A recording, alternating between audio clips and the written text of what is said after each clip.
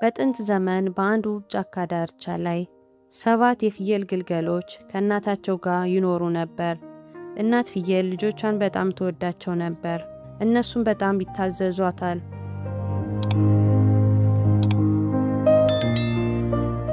አንድ ቀን እናት ፍየል ለልጆቿ የሚሆን ምግብ ፍለጋ ወደ ጫካ መሄድ ነበረባት።